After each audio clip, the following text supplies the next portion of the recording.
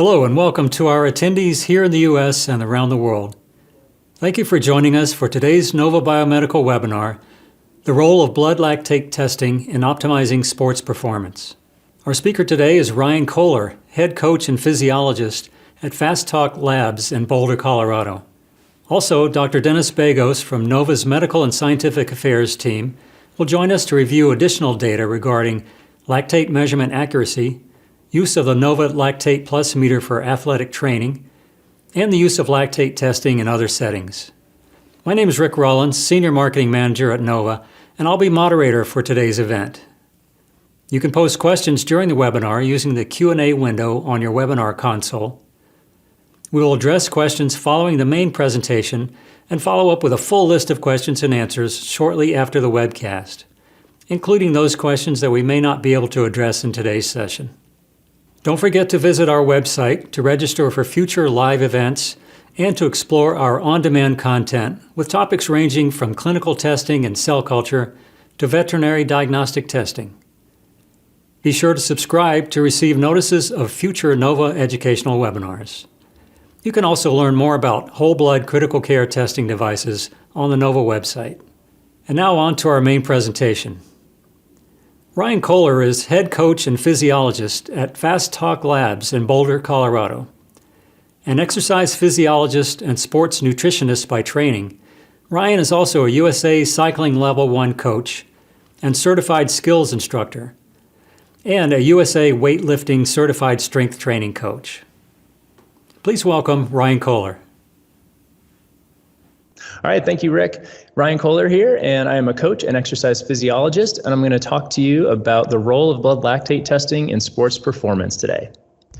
A little background about me. I have my bachelor's in exercise science and my master's in sports nutrition, and been involved in this field for about 20 years total in a range of different capacities, from exercise physiologist in different clinical and sports performance scenarios to more of the applied areas in terms of coaching with a lot of junior cyclists and a variety of other teams as well. I work with USA Cycling as a coach educator there, and have been a USA Cycling Level 1 coach for probably about 10 years now. So have a lot of experience on the endurance side, but also have worked with a number of team sports as well, including soccer and various strength and conditioning and power type sports. So today what we're going to go through are four main areas. We'll look first at the basic lactate bioenergetics and talk about a little bit of the physiology behind that. Then we'll get into some of the training adaptations that are associated with the training that is going to give us these adaptations. We'll talk about the applied aspect of measuring lactate, some of the best practices that I've learned over the years, and then finally how we can train to improve lactate threshold and performance. So first off, we'll start with lactate bioenergetics, and we're going to bring up the good old glycolysis pathway here that we might remember from our high school biology courses or some of our college courses. So this is going to be the starting point. So let's start here. So if we start in the cell, we're going to specifically pull out this glycolytic pathway. Briefly, this is the process where glucose travels through a variety of steps, generating ATP or energy quickly and easily. So this is our quick hit go-to energy pathway. Ultimately, what happens as we work through these different steps, starting with glucose and working down through, you can see fructose 6-phosphate, etc., all the way over to the lower right of the screen, and then coming back up toward the end where we see pyruvate over on the left side. That's where we come to essentially a bit of a fork in the road. So this is kind of an intermediate destination in this energy generation process where we reach pyruvate, and then what we have are two metabolic fates, essentially. So in the case of the body being able to provide adequate oxygen to drive the aerobic metabolism, which occurs farther down in the mitochondria, pyruvate transitions into that cellular powerhouse, and it continues downstream as the body generates ATP or additional energy through the process we can call aerobic metabolism. However, when our aerobic system is unable to provide adequate oxygen to power that mitochondrial process, the body still requires greater energy to power the physical activity that we're doing, whether it's cycling or running or sprinting or whatever. But what happens is that this glycolytic process continues to run at higher and higher rates, churning through that glucose to deliver ATP quickly. However, because we've reached our limit in terms of oxygen delivery, pyruvate now begins to take that other fork in the road and gets converted to lactate. So in sport testing, when we measure performance in a lab, lactate is one metabolite that we can easily assess. It's a simple finger stick or earlobe stick, and we get a drop of blood. We can easily tell sort of where the athlete is in this metabolic situation. So it gives us valuable insight into metabolic involvement in terms of carbohydrate utilization and fat utilization at any given intensity. By understanding just how much lactate we're producing, looking at the progression of lactate from one intensity to another, and then understanding what peak lactate values can tell us at the end of a test, we can generate actionable information that will guide training, allow us to monitor progress, and develop targeted training programs to enhance not only sports performance, but overall health and wellness. So as we see here, as we get to the end, we have this kind of metabolic fate for pyruvate, and you can see here it'll go one of two ways. It either gets generated into lactate or it continues down to generate additional ATP through the Krebs cycle and that electron transport chain. So we have a little graph here. What this is showing is in dark blue or black, that line with the circles on it, you'll see that's a lactate curve, and we have lactate samples measured at different intensities from 75 watts up to 225 watts at the end. So this is a pretty standard output from a lactate threshold test in the lab or in the field. So we have power on the x-axis, heart rate, which is in yellow, and then lactate, that dark blue or black line on the y-axis. We can see the relationship between those two across the range of intensities for this athlete. Also pay attention to these green dashed lines that run diagonally across the graph. So the diagonal line across basically bisecting the graph is a representation of the trend in VO2, or the volume of oxygen that's required as intensity rises. So like I said in the last slide, as we require our body to produce energy at higher and higher rates, because we're going from, in this case, 75 watts to 100 watts to 125 watts and so on, as the intensity rises, that demand for oxygen also rises. So we need to meet that demand. So, and if we can't meet that demand, then this is where we come to that metabolic fork in the road that we just looked at with glycolysis. So again, this is a rough representation of that VO2 trend, but relatively consistent with what we would expect. So at low intensities, the O2 demand is relatively low, and you can see that down in the lower left part of the corner, but as intensity rises, that O2 demand also rises. And this rises generally in a linear fashion following that trend in heart rate. So you'll see that they're generally parallel. That diagonal dashed green line follows roughly in line with that heart rate increase, which is fairly consistent as a diagonal line. So what this is telling us is the more we ask the body to do, the more oxygen it will require to power the exercise, as it needs that oxygen in order to generate ATP. The other dotted line with the smaller dots below it that actually curves, that's showing another, again, rough representation of VO2, or the actual amount of oxygen we can consume, exchange and deliver, and actually extract at the muscle level. So this is our engine. This is our aerobic engine. If you ever hear someone talking about VO2 max or aerobic engine, this is what we're really looking at. The bigger the engine, the more O2 we can deliver. This is a big factor in sports performance and health and wellness. So the longer that lower line stays aligned with the O2 demand, essentially we just want to keep those from separating as long as possible, the better our metabolic function is, because we're able to provide enough oxygen to bring pyruvate into that aerobic metabolic pathway, like I said before, through that citric acid cycle and electron transport chain. Where that plateau starts to occur in our VO2 is termed VO2 max. And you can see that at the far right, as we start to achieve our upper limit of VO2, our ability to consume, exchange, and extract that oxygen and deliver to the muscles, then we're going to reach this plateau where we no longer meet the demands of the energy, of the activity.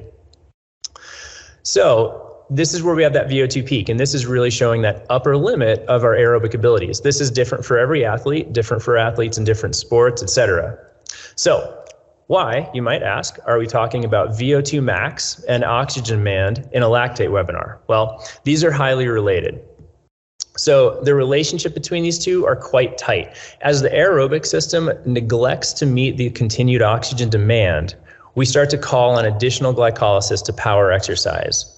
Because we reach this aerobic limitation, that means we produce more lactate since we're unable to push pyruvate into that aerobic metabolic process. So ultimately, when we test lactate and look at changes, we also gain valuable insight into what is occurring metabolically in the body. For such a simple insight, I'm going to do that part again. For such a simple measurement, the insights are dramatic. So to tie up what's happening in this graph, we see with this athlete up to 125 watts on the x-axis, lactate is relatively stable. You can see it hovering right around 1.1 millimoles per liter. That's a very stable lactate. We know there's not a lot of change happening between 75 and 125 watts. At 150 watts and through 175 watts, there's a small consistent increase where this athlete goes up to 2.2 millimoles of lactate. Now beyond that point, at 200 watts and above, we see a dramatic increase in lactate production. This is indicating a transition into what we would term the quote unquote severe exercise domain.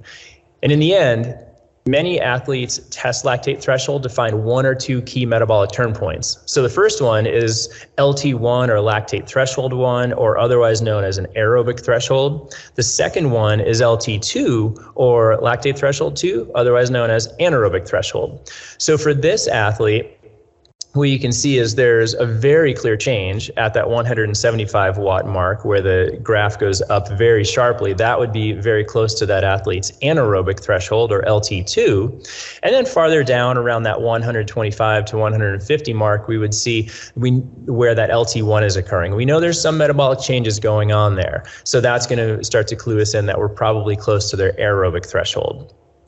So the reason we look for these turn points is that they're used to delineate the significant metabolic changes that occur during exercise, and then in turn, these are used to create zones, training zones, prescribe training, and monitor progress. So we've got a table here looking at the metabolic characteristics of different types of fibers. So when we talk about lactate, we can't leave out the muscle fiber types. So each fiber type has a certain characteristic that makes it suited to a certain metabolic capacity. Each type has a specific role to play, essentially, metabolically speaking. So we can see on the left, we have our slow twitch fibers. And then what these are really what they sound like. They're slow, right? They contract slow. Because of that, they're highly resistant to fatigue. And also because they contract slowly, they don't produce a lot of force. However, one of the keys for slow twitch fibers is that they have a very high mitochondrial density. So that mitochondria, remember again, is that powerhouse of the cell where a lot of the ATP is produced, provided we can give enough O2 to power that process. On the far right, skipping over there where we see type 2B or fast twitch, we have very powerful fibers now, which can produce a lot of force very quickly. On the downside, they fatigue pretty quickly. So because of this, they rely heavily on carbohydrate via glycolysis, which was that very first process we looked at. And we know that's our quick hit energy. So glycolysis is great for fast twitch fibers because they need energy quickly. Glycolysis gives it to us. They also use creatine phosphate. We won't get into that now, but I just wanted to list all those down the bottom in terms of major fuel used. We have carbohydrate, ATP, and creatine phosphate. So you can see there's a transition here as we go from slow twitch to fast twitch. And in the middle, we have a mixture involving these more intermediate fibers. The takeaway here is that these intermediate fibers can take on certain characteristics of either slow or fast twitch, depending on how they're trained. There is a genetic component to this as well, but overall, we can make these adapt somewhat to the training. And by doing that, we're going to affect not only how we perform. So if we think more of endurance training versus sprint or power training, then we would train a certain way and we'd expect adaptations to follow. So all of these fibers are recruited according to a size principle. At low intensities, where we don't need very much force, We only need to recruit the smaller motor units, which is why you'll see an endurance runner training with a lot of those long, steady miles rather than a bunch of all-out sprints. That's primarily working that left side where those slow twitch fibers are. They're using the muscles that are of primary importance to their sport. But how does muscle fiber type and recruitment now tie into lactate production? So we'll get into that next. Now, if we look here, we have a graph that's showing two things. So in red, that's going to be our lactate production. So if you've ever done a lactate test in a lab, that red line where it starts at low intensities at a low production rate, and then at high intensities it increases exponentially, that's going to look about as close to a lab lactate test as we would expect right now. So the take-home message here is that as you do more work, more power again, we have watts on the x-axis, that demand for glycolysis to provide quick energy starts to increase exponentially, okay? So then the blue line is a cleaner representation of that aerobic oxygen delivery that we talked about earlier. That was the green dotted line. You could see for this athlete, as they reach around that 300 watt mark, they start to see that plateau because they're unable to continue driving aerobic generation of ATP. So the tie-in to the muscle fibers is that as we recruit more and more motor units that progressively consume more and more glucose, they ultimately produce more and more lactate, which shows up in those blood lactate measurements. What happens at high intensities, where we see lactate production rates going through the roof, is that lactate is produced by those fast twitch fibers and ultimately has to get transported somewhere. So we have these great transporters called MCTs, or monocarboxylate transporters. And there are specific ones in those fast twitch fibers that are very good at exporting the lactate out from those cells so that the lactate gets recycled. The recycling happens at the slow twitch fibers that contain the mitochondria, and they can actually use the lactate for energy production. So during exercise, this is what it looks like. We have a lot of glycolytic fibers producing those big forces at the higher intensities. They consume a lot of glucose, they generate a lot of lactate, they export it to the cells, and then it gets exported to those slow twitch fibers to pick it up and use that for energy production. So this recycling of lactate is a hallmark of successful athletes in many different sports.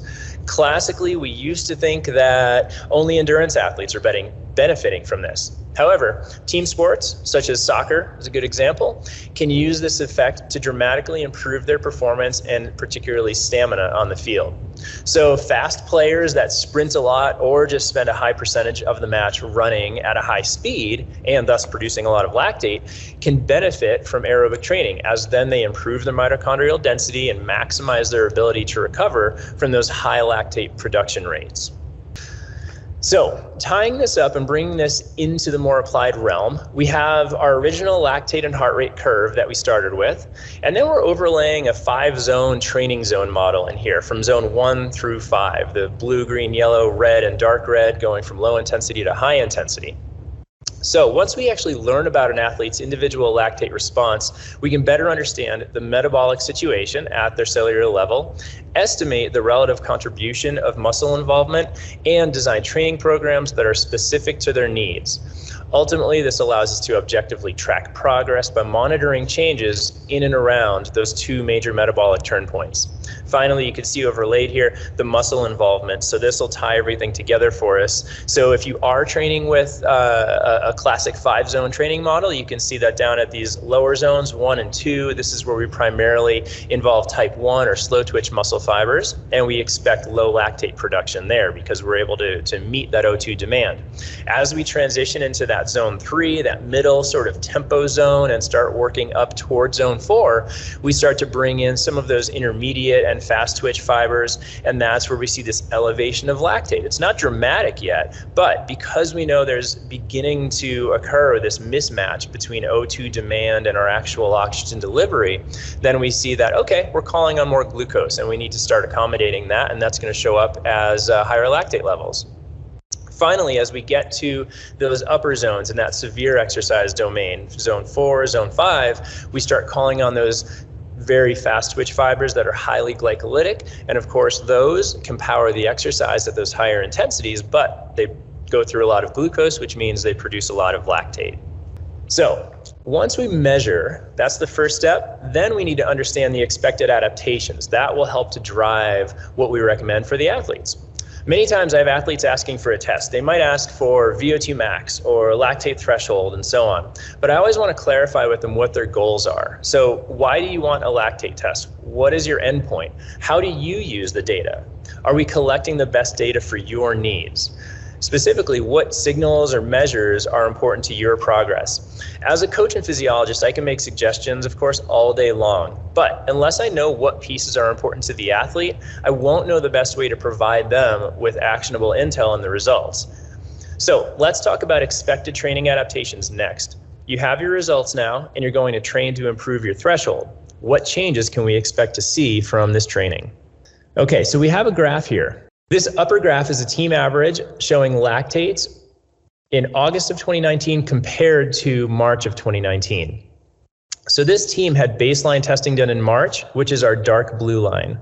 They received the results and an interpretation, and then their coach used the results to prescribe their training zones based on heart rate for the next few months. When they returned in August, you can see a clear downward and rightward shift in lactate production, which is normally the goal. Anytime we can sort of pull this down and to the right, we know there's less lactate production at these different absolute workloads.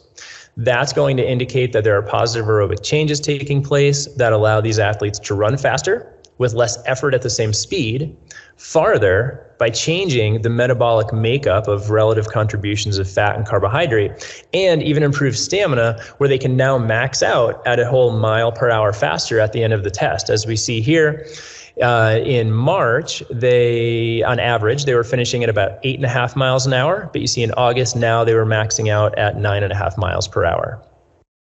So some of the main drivers of these changes include what we see down here below: increased capillary density. So there's just more surface area for oxygen exchange to take place.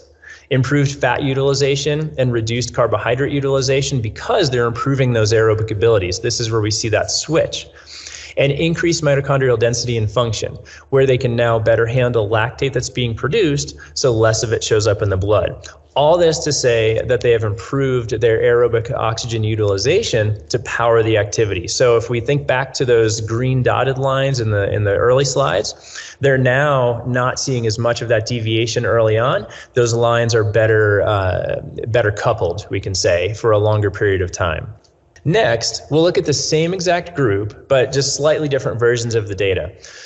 So note on the x-axis, we have two lactate values, 2 millimoles and 4 millimoles. These are two general absolute lactate values where we tend to see those two metabolic turn points taking place. So individual differences, of course, can be quite high here, but this is an easy way to look at group performance. And more in the endurance realm, 2 millimoles and 4 millimoles are two kind of well-accepted turn points here that are generally looked at in terms of groups. So the takeaway here is that this group of athletes did primarily lighter aerobic training between March and August. But look at their speed improvement at both the low and the high lactate levels. So by training at lower, very sustainable efforts, they've lifted their fitness across the board from the bottom up. These aerobic adaptations are a little more what I would call patient adaptations.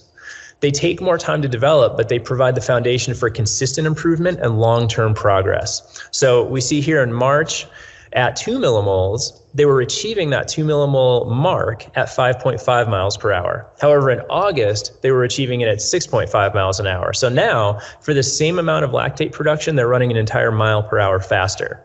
Now, if we move up to the 4 millimole mark, we see that in March, when they were hitting 4 millimoles, which we'll call roughly LT2 for them, or anaerobic threshold, they were hitting that at 6.5 miles per hour. However, in August, through primarily base training, over those months, they now are a whole mile per hour faster, hitting that anaerobic threshold around that 7.5 mile an hour mark. In the end, what we're really looking at is a balance between the aerobic process and the glycolytic or anaerobic process. It's really like a teeter-totter. So depending on the level of fitness, your training approach, recovery practices, just to name a few, we can affect change in one direction or another. Generally, when we improve our aerobic system, that becomes the dominant ability, and vice versa. If we start only doing very short, high-intensity sprints 3 times per week and focus the rest of our time on rest, we would see a relative improvement in those anaerobic performances and a decline in aerobic. So in the end, our training decisions start to decide which side of this teeter-totter we want to affect. So let's talk about measuring lactate next. Now that we have a better understanding of the role of lactate and what it means for our training, let's get into some details around how you can measure this in yourself or in your athletes. First off, the equipment. This is a very basic list of items that I have in my lab for measuring lactate. I've used the Lactate Plus meter for years now because of the portability, ease of use. It's very small and I can just pack it in a bag and take it with me. Originally, I started with this large, heavy device back in grad school that sat on a countertop and it was not getting carried anywhere. The process of collecting lactate was simple enough, but it was just a much slower and more involved process overall. So thanks to technology always evolving, I now can test athletes in the lab and outdoors. For example, I'll take one of the running vests that have all the pockets around the torso, and actually have met athletes in many places in and around Boulder over the years where I can carry my meter, I can carry the lancets and the alcohol swabs and everything with me, and I can actually go on the trails with them, take lactate samples in different spots, and instantly get actionable results for them. So there's a lot of potential ways to use this. All right, so back to the equipment. The basics include your lactate meter, of course, the test strips that are specific to the meter, gauze, alcohol or alcohol wipes, lancets, so you can poke the earlobe or the finger, gloves, your QC solution or your control solution to make sure you're getting accurate results, your data sheet, trash can or trash bag. I have a little mini one that I actually put in my little running vest when I'm outdoors with athletes, and then, of course, the mode of exercise to suit your needs. Here's a little photo of me testing one of my athletes in the lab. You'll see that he's also hooked up to a metabolic cart. There was some additional data that we wanted to collect, but for this baseline test, we collected lactate alongside his other metabolic parameters because we could then easily do follow-up testing with lactate only.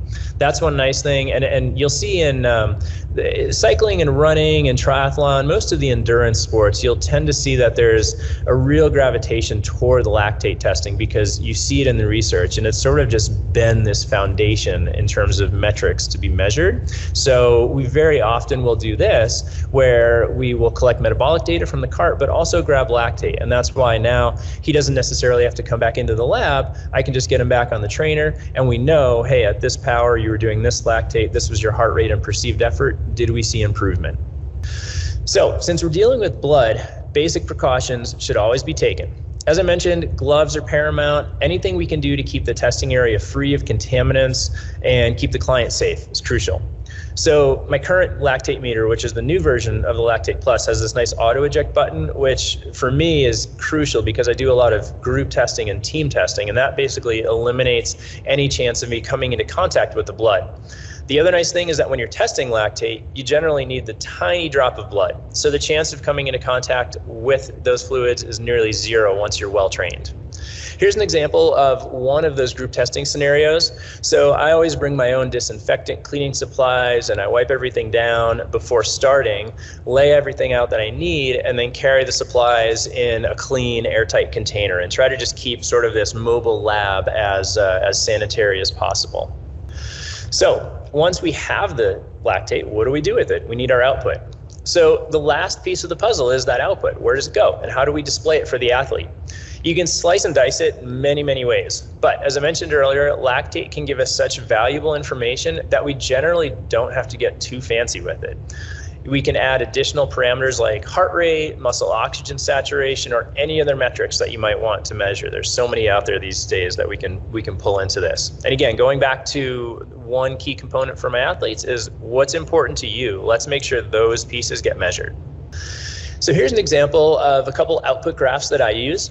On the left side, it'll look similar to our early slides, your basic lactate and heart rate curve relative to power on the bike. So we've got watts on the x-axis, heart rate on the primary y-axis, and then lactate on the secondary y-axis.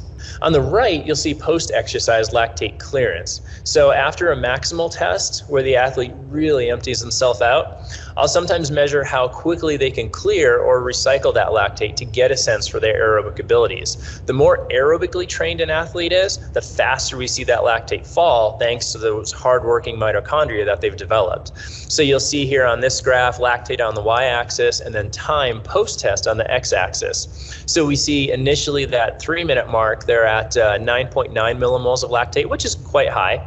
And then we see 6 minutes after another, so 3-minute block of time, they've cleared a little bit, they've almost a millimole. And then after 9 minutes, another 3 minutes, in that third measurement, we have about another millimole. So this is pretty good, although I see very highly aerobically trained athletes clearing things much quicker. Sometimes they may finish at 8 or 9 millimoles, and by 6 minutes post, they're down into like the 5 or 6 range, which is quite significant.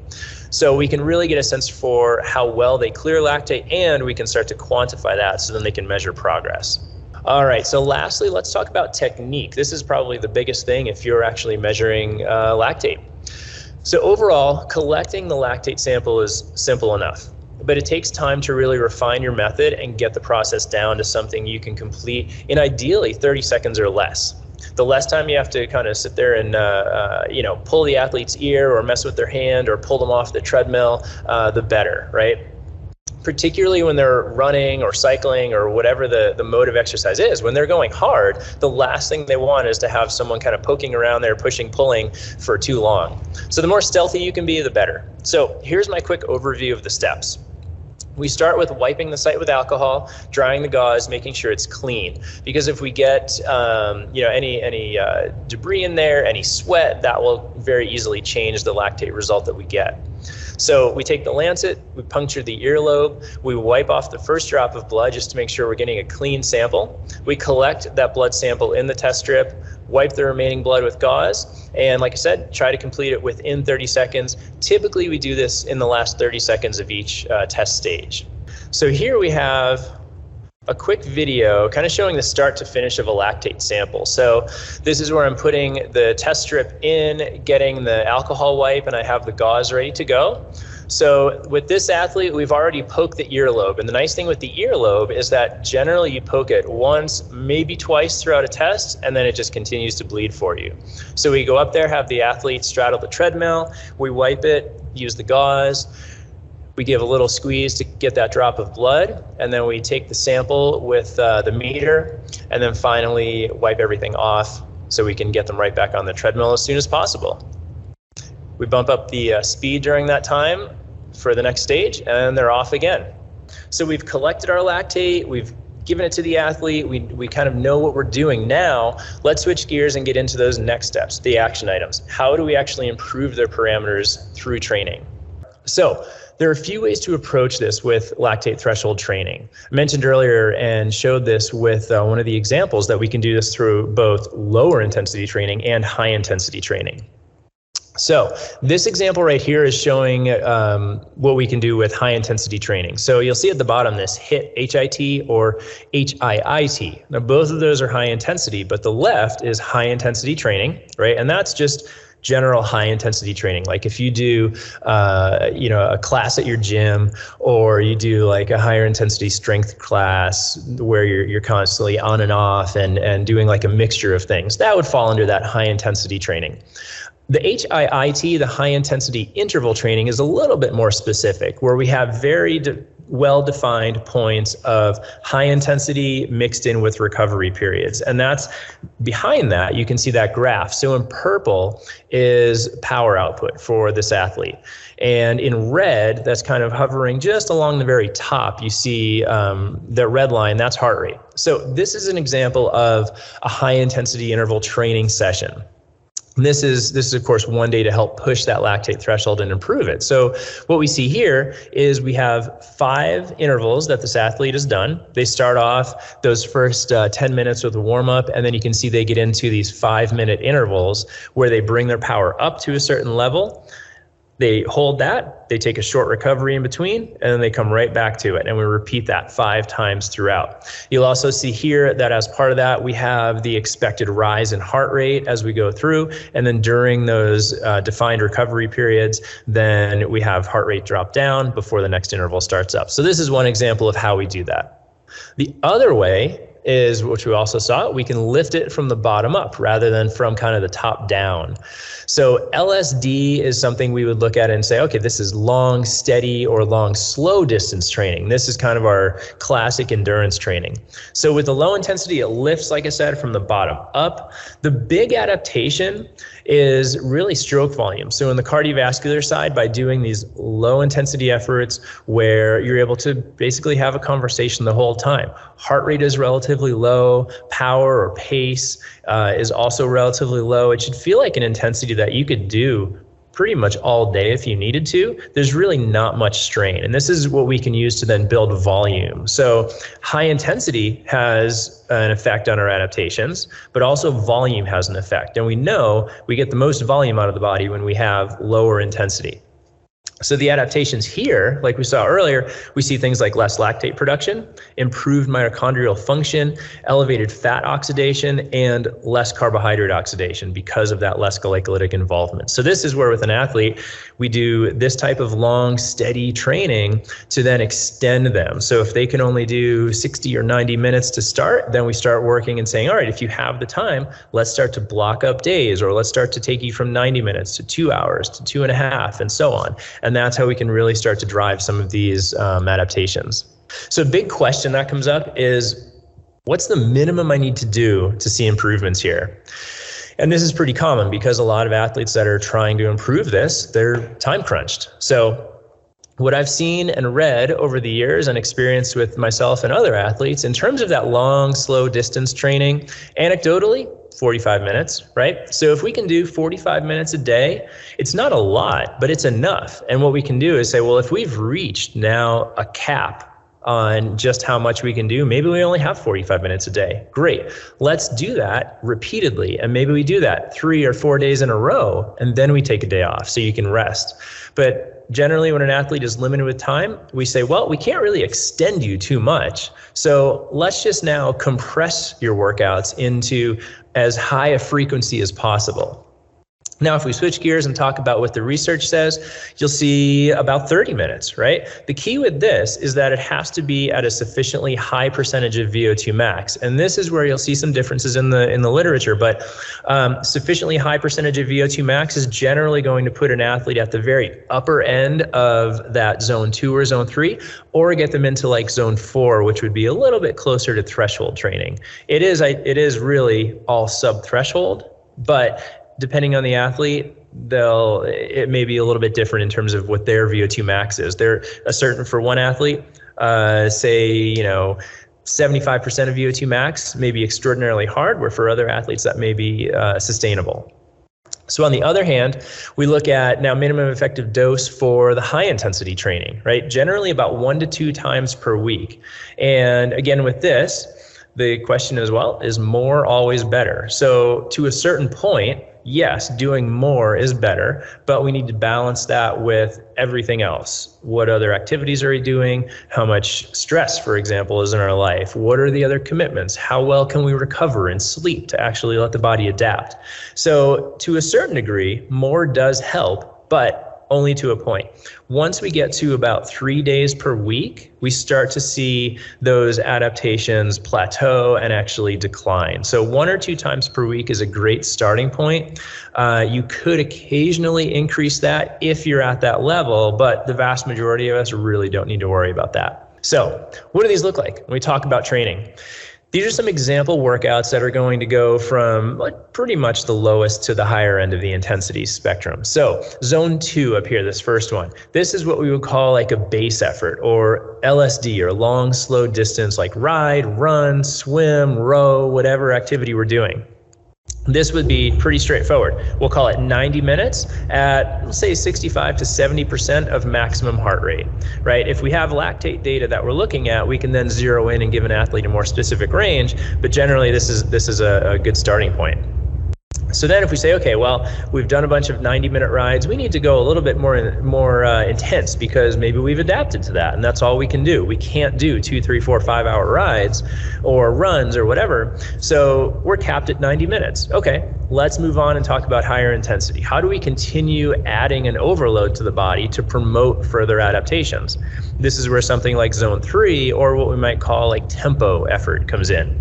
So that type of workout might look at like 3 by 20-minute intervals at 76 to 86% of maximum heart rate. And again, a lot of individual differences there with athletes depending on their level of development, but that's a great starting point. With these, we take a 1-minute rest between intervals. With tempo, it's a very sustainable effort, but over time, as you do like 30 minutes and 40 minutes and then 60 minutes of tempo, it really starts to wear on you. So those 1-minute rest periods are nice where you can just sort of take this little mental break. And it's a nice way to break up those intervals. They're long. But because they're done at a higher percent of your maximum heart rate, what does that mean? Well, that's a higher percentage of your VO2 max, which means it's a higher aerobic training load. And that's good because it's going to be the signal we need for adaptation. We just want to make sure that for the athlete, they can reliably repeat that and not get burned out by it. So this is something you might start with like 1 day a week, and then go to something like 2 days a week. So finally, then zone 4, if we're working on training through higher intensity, zone 4 is what we would call typically like threshold training. So a workout like this might look like 4 by 8 minutes at 85 to roughly 90% of maximum heart rate. For these, because we've lifted the intensity and now we're doing 8 minutes of work at a relatively hard effort, we're going to increase the recovery a bit, right? So this one might be 3 minutes rest between intervals. If we're doing longer, we may change that recovery, but again, this is a good starting point that you can make adjustments to.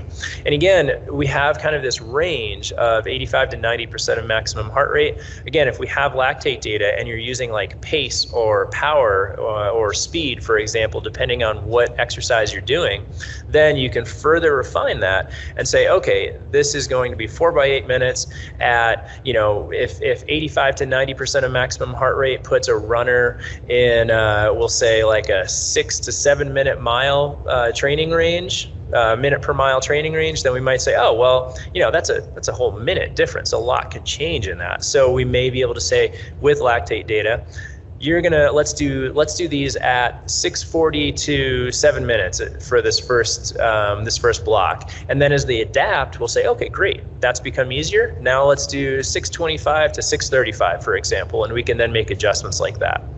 All right, and then what does this look like when we bring it up into an entire training week? So here's one example, right? So Monday we might have a day off. Tuesday might look like that tempo, right? 3 by 20 minutes tempo, 1 minute rest. Wednesday, maybe we're a little bit fatigued from that tempo. So we say, okay, let's just do a steady 1 hour zone 2 base effort. And that allows us to recover a bit, restore some of the glycogen that we may have tapped into because that tempo is, again, at a slightly higher intensity where carbohydrate involvement is greater. So we could take Wednesday, make sure we refuel, rest up. Thursday we come back, maybe we do a 3 by 15 minute tempo, 1 minute rest again, right? So now within that week, we've accumulated a good amount of time at tempo. So that aerobic overload is quite high, and that's going to help drive those adaptations we're looking for.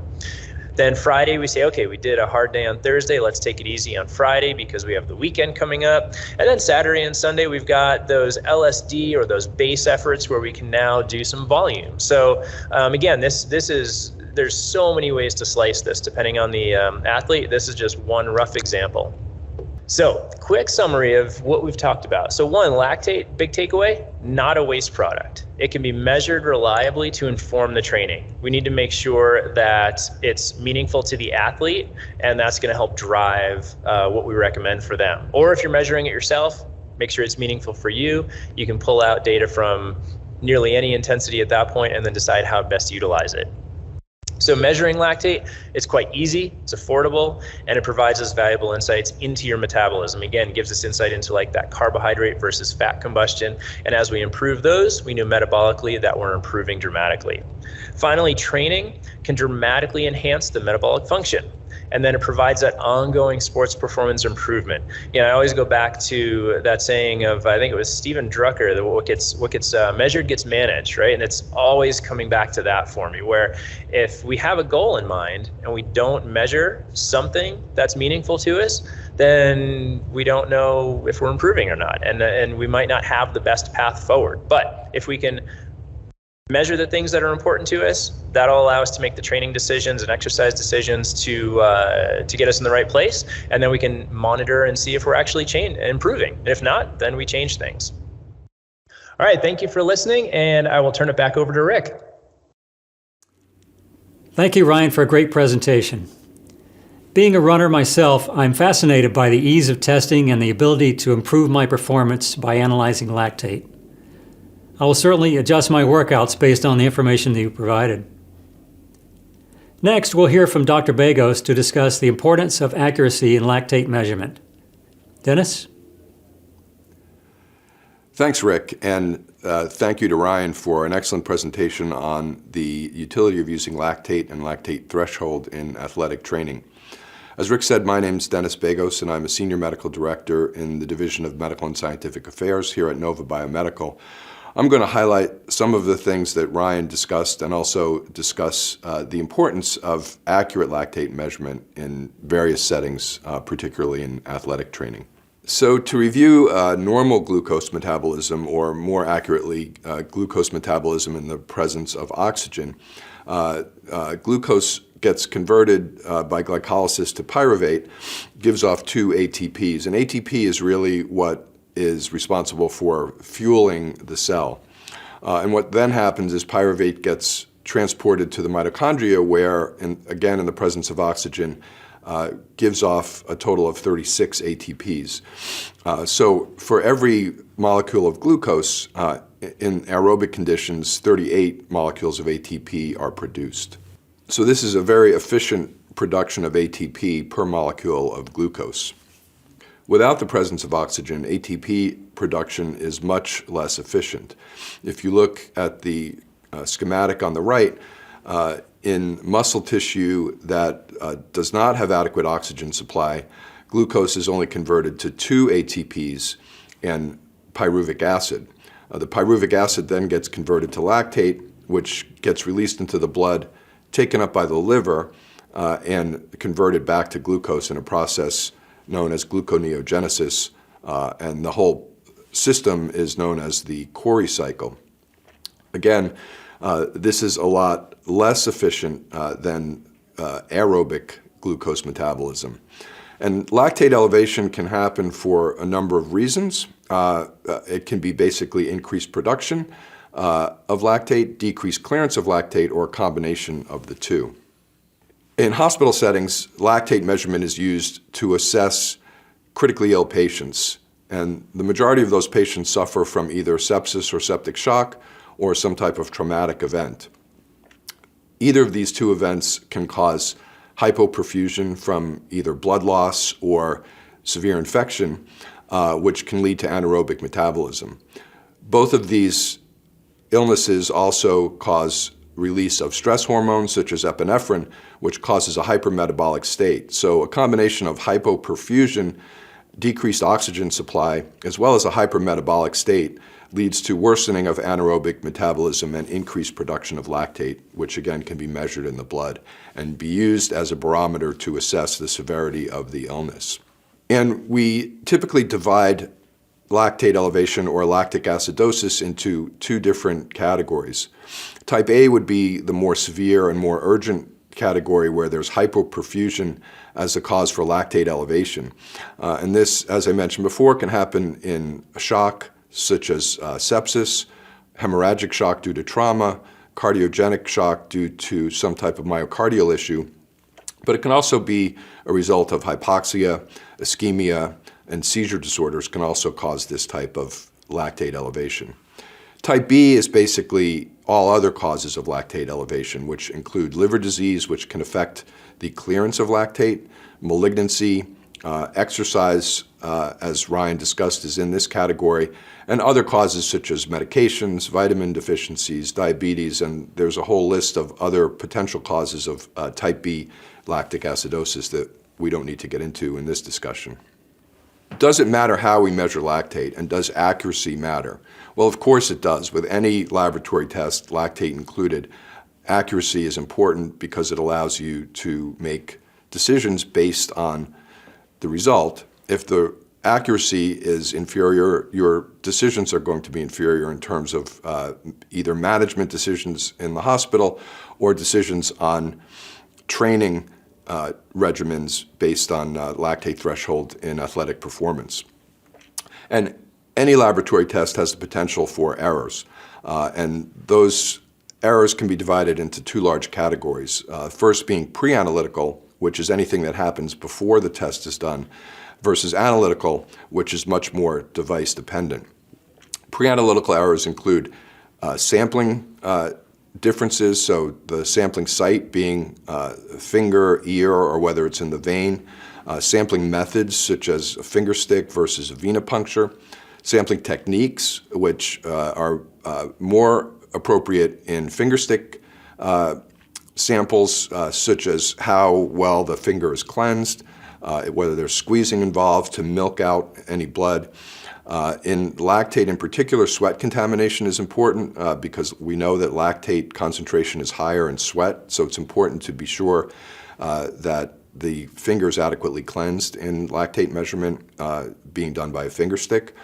And even the sample container can affect the results. There's been some data that shows that collecting blood in a microcapillary tube may have more accurate results than collecting it directly from the finger or an ear. Analytical errors really, as I mentioned before, are dependent on the device and are mostly out of the control of the user. But this goes to the importance of having a device that is accurate and precise. The Nova Lactate Plus meter has the same technology that we use in our hospital grade meters. So we have a hospital lactate meter known as the stacked strip lactate that's FDA approved for hospital use and has been extensively tested against reference analyzers in order to get FDA clearance. And these meters are used in some of the most critically ill patients in the hospital. The Lactate Plus meter has also been studied against other devices in athletic training. And this is a study from 2013 looking at lactate threshold as determined by the Nova Lactate Plus meter versus a reference meter known as the YSI meter. And you can see in the graph on the left that there's really very little difference between the measurements of lactate threshold using the YSI meter versus the Nova Lactate Plus meter. The Nova Lactate Plus meter is the open circles, whereas the YSI meter is the closed circles, and you can see the results are nearly superimposable. In the graph on the right shows correlation between the Nova meter on the y-axis and the YSI meter on the x-axis, and you can see, again, the line of correlation is nearly identical. In another athletic study, 3 different handheld lactate meters were used and compared against each other and compared to a hospital reference analyzer known as the ABL blood gas analyzer. And these were athletes who did interval training, and over 300 samples were taken. So if you look at the table that's presented here, the Nova Lactate Plus meter is in the column on the right, compared to the other 2 meters, which are in the first and second column.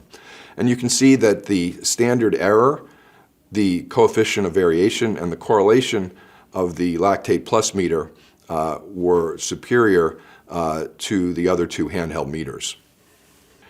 So in conclusion, lactate accuracy is important for valid results and for therefore valid decisions in athletic training. The Nova Lactate Plus meter has been validated against other meters and against reference analyzers in multiple studies, and it has the same technology that is used in hospital-grade meters. So on behalf of Nova Biomedical, I want to thank you for tuning into this webinar and for the time you spent here. If you should have any questions for me, please feel free to submit them through the portal, or if you're watching this on demand, you can submit them to me through my email address here. Now I have some questions, Ryan, for you from viewers of the webinar. So our first question, Ryan, Is there any utility to using lactate threshold as a one-time measurement, or is it best used serially over a longer time interval to gauge performance improvements? So serially is ideal. If we can monitor improvement like that, that's the ideal scenario. But absolutely, there's value for sports performance, but also in terms of the health and wellness aspect, we can measure lactate and get a sense for general mitochondrial function. If we see someone who might not consider themselves an athlete, for example, and they come in and just say, hey, I'm interested in my fitness and I want to get this tested. We can look at that lactate curve, and just even the shape of the curve alone will give us dramatic insights into their fat combustion abilities and their exercise capacity. And both of those things can have great insights for them just in terms of health, and even for an athlete, if we know nothing else about an athlete and they do this once, it still gives us that great insight to say, hey, you can work on these two things, or hey, you're really strong here, but weaker in this area. Thanks, Ryan.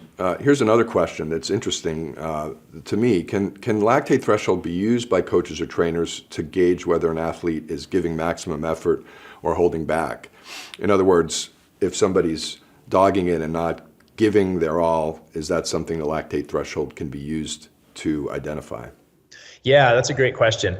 Coaches and trainers can definitely use that. So there's two ways. One is you can get a sense from that through just peak lactate levels, right? And understanding, okay, am I working with more of an endurance-oriented athlete or more of a sprinter type of athlete? And knowing that, we can make expectations to say, all right, if this is a sprinter and I know when they're going hard, they should be pushing close to like 9, 10 plus millimoles of lactate at peak after a maximal effort or above that.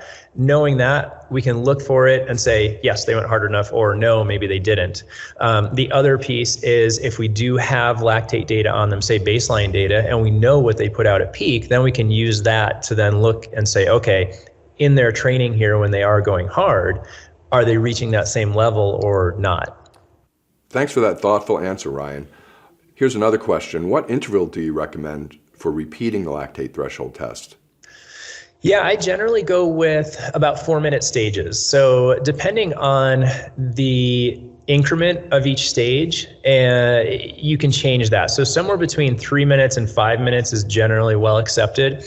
But I go with 4 minutes right in the middle. And for example, with a run test, if I have someone on the treadmill, I'll go half mile per hour increments every 4 minutes, and then take a lactate sample at the last 30 seconds of each stage. Thanks, Ryan. It seems like lactate threshold's been mainly used for endurance type sports, but is it also beneficial in sprint or strength sports? It can be, right. I think there's a huge adoption of lactate for endurance sports because it just informs so much of what those athletes do. But yes, like we saw in soccer, for example, soccer is a sport where, there are times of sprinting, very high speeds, and times where athletes have, they've created a lot of lactate from sprinting, but then they don't stop. They have to still run at a fairly high intensity and sustain that over an entire match. So what we can see is that, and a lot of this actually, there is data out there for sports like soccer, I'll use as an example, where we see Major League Soccer teams and what their lactate curves look like. And those improvements in lactate generally follow improvements in performance. So what I'll do is with one of the teams that I work with, I'll show them that team average and then compare them to it and say, hey, look, you're getting closer and closer to this Major League team. That's a good sign and that'll improve it. It's not the case with every sport. If we take tennis, for example, tennis generally has bouts of exercise that are so short that those rely very heavily on the creatine phosphate and ATP system, and they generally aren't exercising long enough per volley to elevate lactate to a very appreciable degree. So it is important to understand which sport you're working with, look at the demands, and then understand if lactate would be applicable to that sport. Thanks. Here's another question. What type of information do you get from lactate that you don't get from something like VO2 max and heart rate? Are these tests complementary, or do they give you basically the same information? A little bit of both. Yeah. So when we have someone on the metabolic cart and we're taking lactates, what we generally see is that those ventilatory thresholds from the metabolic cart that look at their respiration and the O2 and CO2 contributions, when we see those thresholds occurring there. For example, the first ventilatory threshold, we generally see that overlap pretty well with that first lactate threshold. So they are complementary in that way. But in terms of what the lactate can give us that maybe the metabolic cart doesn't, I would say there's very little except for peak lactate, for example, to look at their peak abilities, one, and then two would be more of what, and this is kind of a newer term that's been popularized in the last few years, is more of VLA max, or a velocity of lactate max, or lactate production. And that is very easy to measure with lactate alone, not really anything we can generate from the metabolic cart necessarily, but we do need lactate for that. But overall, I would say they're both complementary to another. Metabolic cart is a little bit more involved, whereas lactate is something we can kind of, measure in almost any conditions in any sport. Thanks, Ryan. That's interesting. Are there studies showing improvement in performance using lactate threshold versus just standard repetitive training? In other words, if you don't have lactate threshold available and you train to somebody's maximum effort, is that just as efficient, or will you increase efficiency using lactate threshold?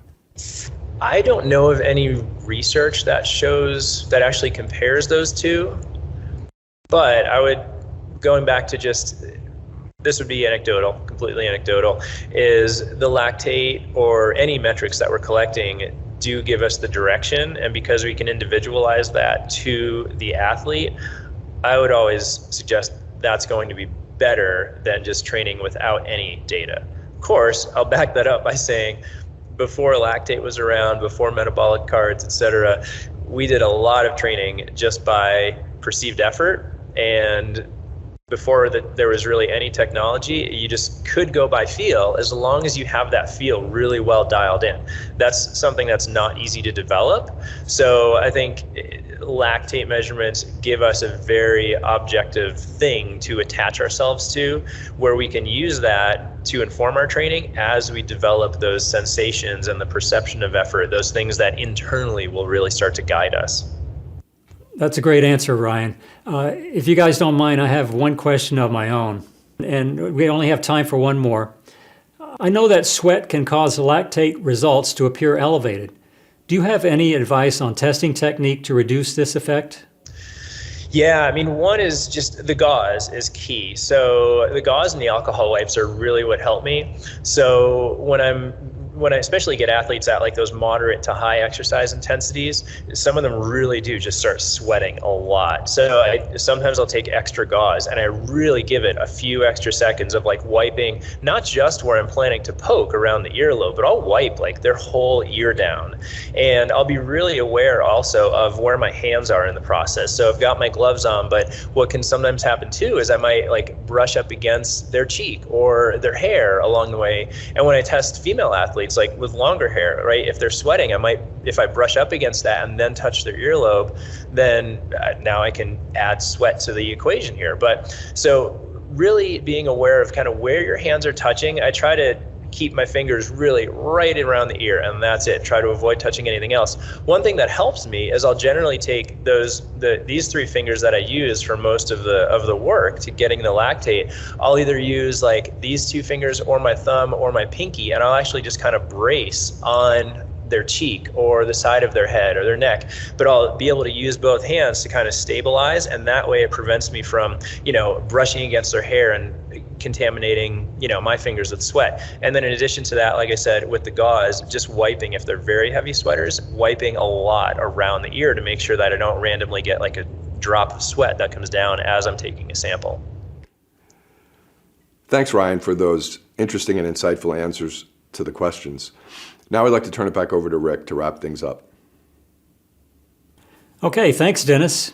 And thanks also to our audience for those great questions for Ryan. We appreciate his insight on the topic. As we wrap up the webinar, be sure to join us again and invite your colleagues to attend the next Nova Biomedical Educational Webinar. You can register at novabiomedical.com/webinars, where you'll also find a full catalog of on-demand webinar offerings. So that concludes our webinar for today. For Ryan Kohler and Dennis Begos, I want to thank you for your interest and attention, and enjoy the rest of your day.